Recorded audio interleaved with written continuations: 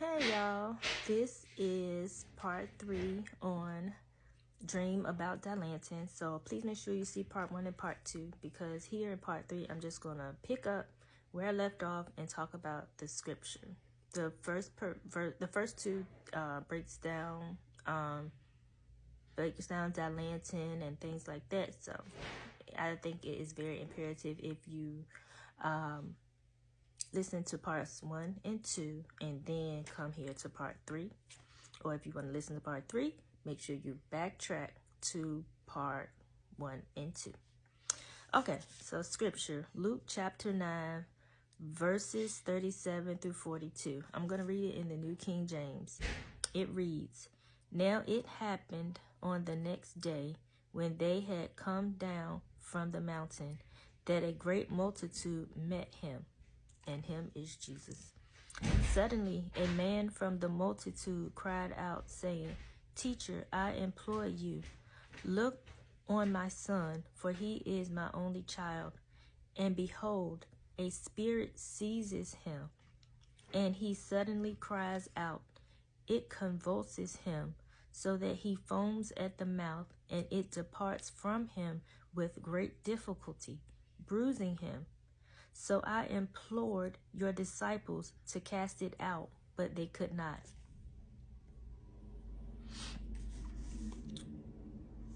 Then Jesus answered and said, 'O faithless and perverse generation, how long shall I be with you and bear with you?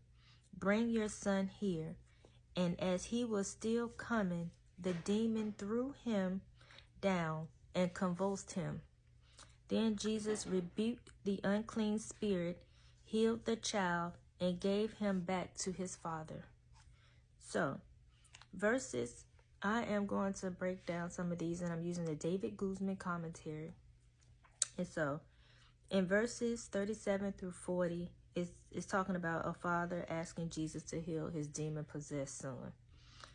So, verse 39, the word seizes stood out. And seizes means to take, capture, arrest, apprehend. And also in this verse, the word convulses stuck out to me. And it means to convulse, tear, to mangle, i.e. convulse with epilepsy. Now here, the boy was not having a quote-unquote regular epileptic seizure, and Jesus, he knew this. This was a demonic spirit upon the boy, a disease from an evil spirit.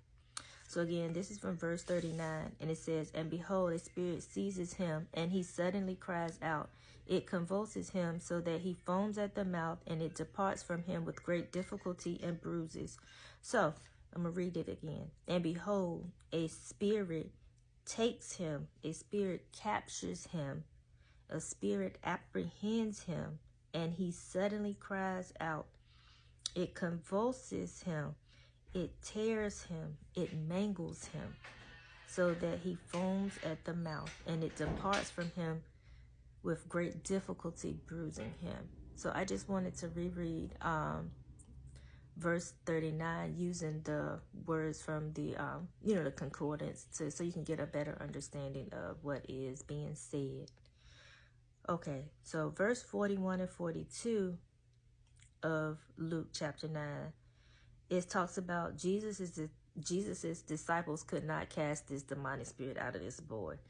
Jesus himself at this time had to do it. And so in verse 42, the word convulsed here means to convulse completely, to convulse violently, throw down. So as I'm going to read it again, and I'm going to use those words. Verse 42.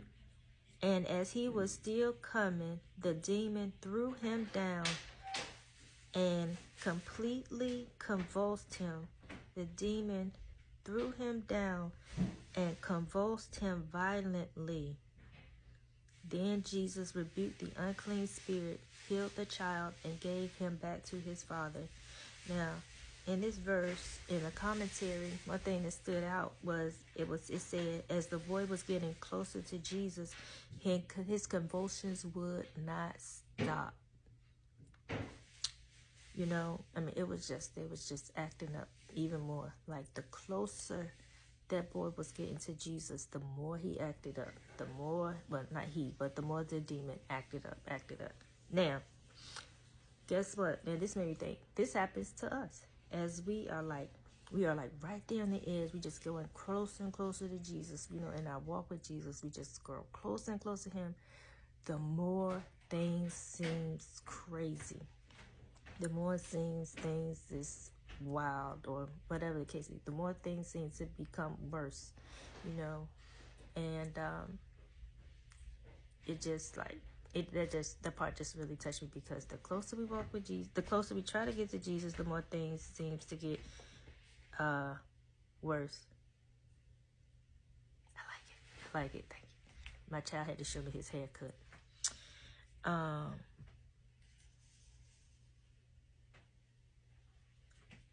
Let me see. Where was I at? Okay, so this happens to us when we are right there on the edge of breakthrough, on the edge of healing, on the edge of deliverance. Our circumstance may seem as though it's never going to end. We must not give up. We must not give in to the devil. We must keep pressing till breakthrough, healing, and or deliverance happens. Now, from the Matthew Henry commentary, and I wrote it down verbatim, so I'm going to read what it says. How effectual the cure was, which Christ wrought upon this child. Christ can do that for us, which his disciples cannot. Jesus rebuked the unclean spirit, then he raged the most. Talking about the unclean spirit, raged the most. The devil threw the child down and tore him, distorted him, as if he would have pulled him to pieces. But one word from Christ healed the child and made good the damage the devil had done him. And it is here added that he delivered him again to his father. Note, when our children are recovered from sickness, we must receive them as delivered to us again. Receive them as life from the dead. And as when we first received them. It is comfortable to receive them from the hand of Christ, to see him delivering them to us again. Quote, here, take this child and be thankful. Take it and bring it up for me, for thou hast it again from me. Take it and do not set thy heart too much upon it. End quote. With such cautions as these, parents should receive their children from Christ's hands, and then with comfort put them again into his hands. So, what I got from this, you know, even though, you know, my thing is, you know, hey, young black man, I want the young people to read this. I mean, to listen to my videos and things like that. But, you know, my videos are basically for everybody. So, what I got from this is we as parents must surrender our children back to Christ.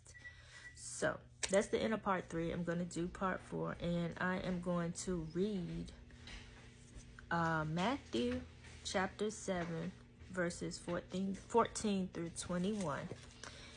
And I'm going to do a breakdown of, it talks about the same thing, the boy that is demon possessed that Jesus healed. So that is going to be part 4.